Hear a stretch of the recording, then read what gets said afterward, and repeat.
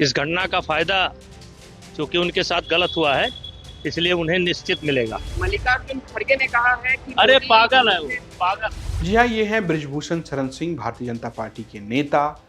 दो बातें कह रहे हैं। एक तो ये कि अनंत सिंह की कोई गलती नहीं है, वो चुनाव जीतने वाले हैं। दूसरी बात ये कि मल्लिकार्जुन खड़गे पागल है। जी हाँ, ये दोनों बयान बृजभूषण शरण सिंह ने दिया है। बृजभूषण शरण सिंह जो कैसरगंज से बीजेपी के सांसद रहे हैं, कुश्ती संघ के अध्यक्ष रहे हैं, बाहुबली कहे जाते हैं, लगातार चर्चा में है और बिहार वो बीजेपी के लिए प्रचार करने पहुंचे। ऐसे पे एयरपोर्ट पे पहले उनसे सवाल पूछा गया अनंत सिंह को लेकर, तो उन्होंने ये कहा कि अनंत सिंह जो हैं उनकी कोई गलती नहीं है, इसलिए उनके साथ सहानुभूति है और वो ये चुनाव जीतने वाले हैं।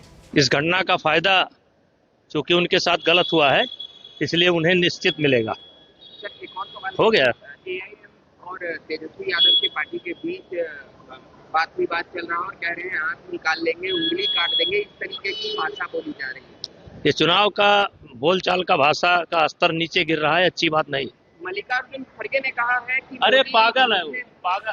आपको बता दें कि अनंत सिंह को लेकर खूब चर्चा है, क्योंकि मोकामा की सीट से वो जनता दल यूनाइटेड यानी जदयू के प्रत्याशी हैं और वो चुनाव लड़ रहे हैं।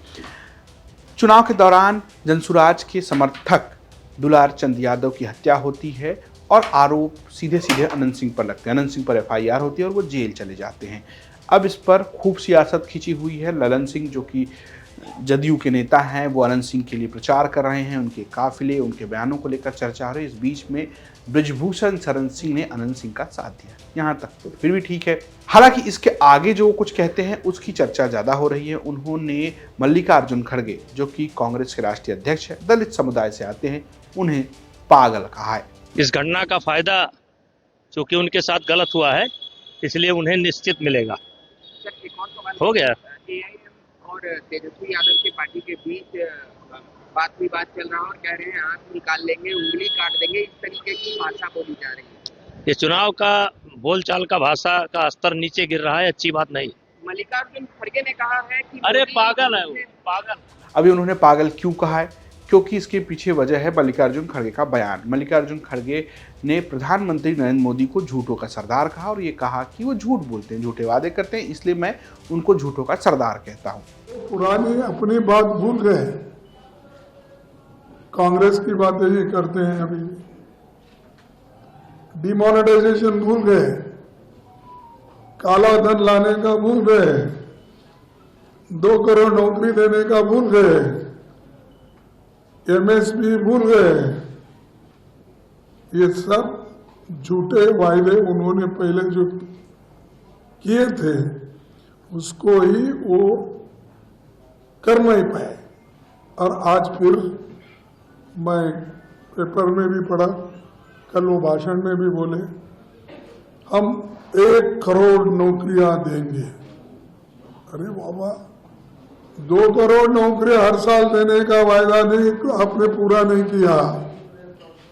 11 साल प्राइम मिनिस्टर रहे, 20 साल नीतीश साहब रहे, आप दोनों मिलके यहाँ पर हुकूमत किए, आपको देने का नहीं हुआ, फिर आप झूठा वायदा करते हो।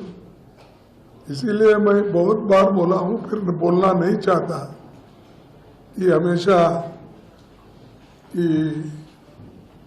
ये मोदी साहब झूठों के सरदार हैं। तो ये झूठों के सरदार हर जगह जाके झूठ बातें बोल के वोट खींचने का वो सोचते हैं। इस बयान के बाद जो है, मल्लिकार्जुन खड़गे के इस बयान के बाद लगातार भारतीय जनता पार्टी आक्रामक है। ऐसे में बिहार जाते वक्त जब बृजभूषण शरण सिंह से शुरू में पूछा गया तो उन्होंने ये कहा कि राहुल गांधी और मल्लिकार्जुन खड़गे को कोई सीरियस नहीं लेता है।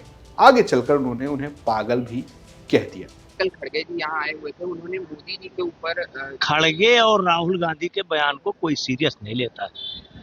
खड़गे को या तो समझ नहीं या तो हिंदी नहीं समझते, जब भी बोलते हैं तो जहर उगलते हैं। अब इस बात की खूब चर्चा है कि आखिर जिस तरीके से ये बात उन्होंने कही है, इसका क्या परिणाम होगा? क्या बिहार चुनाव में दलितों के बीच में कोई मुद्दा बनेगा? और अनंत सिंह को लेकर जो बात कही है उसका क्या असर होगा? क्या बिहार में पॉलिटिक्स अगड़ा बनाम पिछड़ा की हो जाएगी, या पॉलिटिक्स जो है वो एनडीए बनाम आरजेडी की हो जाएगी या पॉलिटिक्स जंगल राज बनाम विकास की हो जाएगी। ये तमाम चर्चाएं चल रही हैं। आपकी अपनी क्या राय हमें कमेंट बॉक्स में जरूर बताएं। देखते रहिए यूपी तक। नमस्कार।